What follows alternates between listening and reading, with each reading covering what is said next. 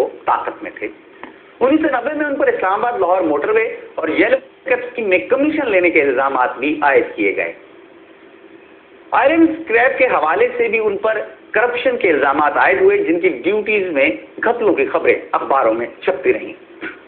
मालियाती इदारों को लूटने के हवाले से 4 अफराद का टोला मशहूर था, जिसमें नवाज शरीफ, चौधरी बिशारत इलाही जो ज़ियादत के बरादर हिस्पती थे, चौधरी बरादरान और सैफ के नाम शामिल थे। इन तमाम इल्जामात ने उस वक्त के सदर गुलाम इसाक खान को एमुनेशन फराहम किया, जिसके बाद उन्होंने नवाज हुकूमत को बरतरफ करके बल्ख शेर मज़ारी को निगरान वज़ीर आज़म मुकर्रर कर दिया। इनका कहना था कि पाकिस्तान की तारीख में नवाज शरीफ वाहिद वज़ीर आज़म थे जिन्होंने अपने कारोबार को फैलाने के लिए मनपसंद पॉलिसियां बनाई और उनका सिर्फ एक नुकाती एजेंडा था और वो पैसा इकट्ठा करना। नवाज शरीफ के खिलाफ करप्शन के इल्जामात का सिलसिला बेनज़ीर हुकूमत के दौरान भी जारी रहा और खुद नवाज शरीफ साहब का कहना था उस वक्त कि उनकी फैमिली के खिलाफ करप्शन के 150 से ज़ायद मुकदमे बनाए गए, लेकिन उनमें से कोई भी साबित नहीं हो सका। नवाज शरीफ ने प्लॉटों की गैर कानूनी अलाटमेंट के हवाले से LDA को 2 बिलियन रुपए का नुकसान पहुंचाया। इल्जाम जो हो रहे हैं उनकी बात कर रहे हैं, जबकि उन पर बैतुल माल से, जो कि ज़कात फंड था और गरीबों के लिए था, उससे 200 मिलियन रुपए और तामीर वतन प्रोग्राम से 845 मिलियन रुपए बिला वजह खर्च करने का इल्जाम भी आयद किया गया था उन मदों में जहां पर यह रकम खर्च नहीं होनी चाहिए थी। 1990 से 1993 के दौरान नवाज शरीफ पर जो बड़ा इल्जाम आयद किया गया वो बैंकर्स इक्विटी से शुगर मिलों के लिए हासिल किए जाने वाले कसीर तादाद में कर्जा जात थे। और जब नवाज शरीफ की हुकूमत बरतरफ हुई तो बैंकर्स इक्विटी के चेयरमैन को मज़कूरा खिदमात के सिले में बासाहबी दोस्तों के मुताबिक उन खिदमात का मुआवजा ये दिया गया कि पाकिस्तान मुस्लिम लीग सेक्रेटेरिएट इस्लामाबाद में उन्हें ऑफिस सेक्रेटरी मुकर्रर कर दिया गया। 1970 में जब जनरल ज़िया उल हक ने नवाज फैमिली को इत्तफाक फाउंड्री वापस की और नवाज शरीफ को फाइनेंस मिनिस्टर के ओहदे पर तैनात किया तो इस वक्त इस फैमिली के पास 5 कंपनियां थीं, जिनमें इत्तफाक textile, Nawaz Shahbaz enterprise, Javed Parvez enterprise, इत्तफाक brothers limited, Khalid Seraj industry और उसके बाद फिर नए इंडस्ट्रियल यूनिट कायम हुए, जिसका हवाला मैं आपको पहले भी दे चुका हूँ। इनमें 1982 में इत्तफाक शुगर मिल, 1983 में brother steel, 1986 brother textile mill, 1987 में इत्तफाक टेक्सटाइल यूनिट और 1988 में खालिद सराज टेक्सटाइल मिल्स। उसके बाद फाइनेंस मिनिस्टर से वज़ीर आला बन गए जनाब, और पहले दौरे हुकूमत में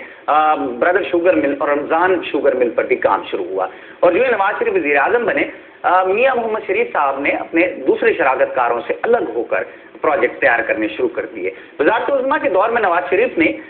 बैरून मुल्क बैंकों से, ना सिर्फ अंदरून मुल्क बल्कि बैरून मुल्क बैंकों से भी कर्ज लिए और अपने कारोबार को उन्होंने महफूज बनाना शुरू कर दिया, जिनके बारे में वज़ीर दाखिला नसीरुल्लाह बाबर का कहना है कि ये बेनामी अकाउंट्स थे। 3 अगस्त 1989 में शहबाज शरीफ ने एक प्रेस कॉन्फ्रेंस में इत्तफाक ग्रुप के असासों की मालियत 3.6 बिलियन बताई, जबकि कोऑपरेटिव स्कैन ट्रिब्यूनल की रिपोर्ट के मुताबिक 1989 में इस ग्रुप के असासों की मालियत उनकी अपनी डिक्लेरेशन के मुताबिक 6 बिलियन थी। 1992 में PPP की इंफॉर्मेशन सेक्रेटरी ने नवाज शरीफ की करप्शन की तफसीलात एक किताबचे में शाया की, जिसका नाम प्लंडर ऑफ पाकिस्तान रखा गया था, और इसके मुताबिक नवाज शरीफ ग्रुप ने कमर्शियल बैंकों से 12 बिलियन के कर्जे लिए, जिसके जवाब में इत्तफाक हाउस के तर्जुमान ने कहा कि उन्होंने सिर्फ 4,420 मिलियन कर्ज लिए थे। HU बेग कमेटी ने, जो नवाज हुकूमत ने 1990 में करप्शन के इल्जामात की तहकीकात के लिए कायम की थी, के मुताबिक हाउस और इत्तफाक 19 कंपनियों पर मुश्तमिल था, जिसके असासों की मालियत 10 बिलियन थी, जबकि एक प्रेस कॉन्फ्रेंस में नवाज शरीफ के कज़न ने दावा किया था कि 7 भाइयों के असासों की मालियत 21 बिलियन है। HU बेग कमेटी ने जिन कंपनियों का इंकशाफ किया उनमें 3 लिस्टेड कंपनियां, 12 अनलिस्टेड कंपनियां, जबकि 4 प्राइवेट लिमिटेड कंपनियां शामिल थी। 25 अप्रैल 1997 में द फ्राइडे टाइम्स अखबार ने अपनी एक रिपोर्ट में कहा था कि मियाँ मोहम्मद शरीफ साहब, जो कि नवाज शरीफ साहब के वालिद थे, उन्होंने कश्मीर शुगर मिल्स और बशीर शुगर मिल्स पर काम शुरू कर दिया है, जिसके लिए वो कमर्शियल बैंकों से भारी कर्जों का मुतालबा कर रहे हैं, जबकि न्यू शरीफ मेडिकल सिटी पर काम पहले से जारी था। इसके बरक्स नवाज फैमिली रायवंड पर रेजिडेंशियल फॉर्म के अलावा कसूर में अजीज शुगर मिल और शाहकोट में एक और शुगर मिल भी कायम कर रही थी। 1990 में जब नवाज शरीफ वज़ीर आज़म थे तो ISI के साबिक चीफ जनरल हमीद गुल साहब ने मॉडल टाउन लाहौर में उनकी रिहाइश गाह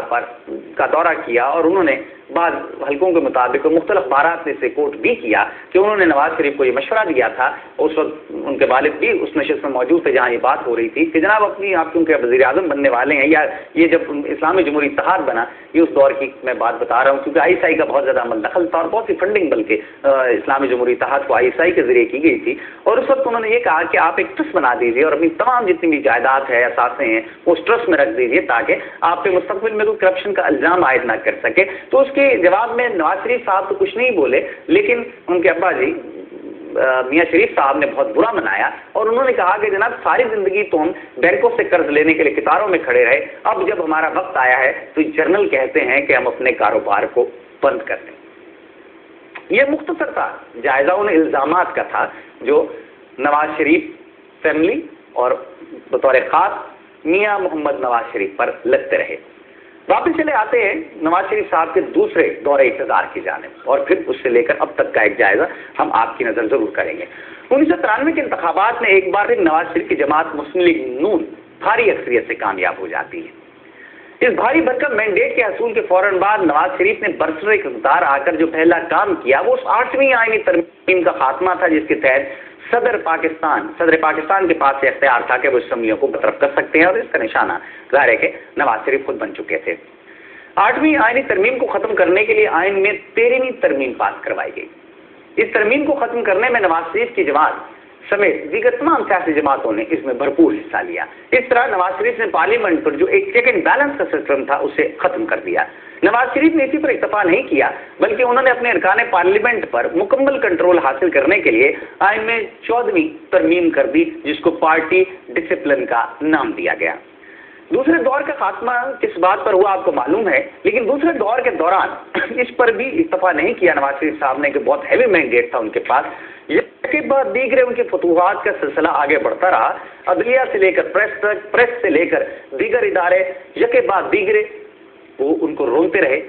اور طاقت کو بڑھاتے رہے۔ پہلے جائزہ لیں گے عدلیہ کا کہ عدلیہ کے ساتھ ان کے دور حکومت میں کیا سلوک ہوا۔ ان تمام جو کام پہلے ان کے ابتدائی سے 13ویں ترمیم انہوں نے بنا لی اور وہ دیگر ترامیم آ گئی، 8ویں ترمیم ختم ہو گئی۔ اب ظاہر ہے کہ دوسرا بڑا مسئلہ میرے خیال میں اس وقت ان کو عدلیہ محسوس ہوا کہ عدلیہ کے ساتھ بھی کچھ ہونا چاہیے۔ نواز شریف نے اس وقت سپریم کورٹ کے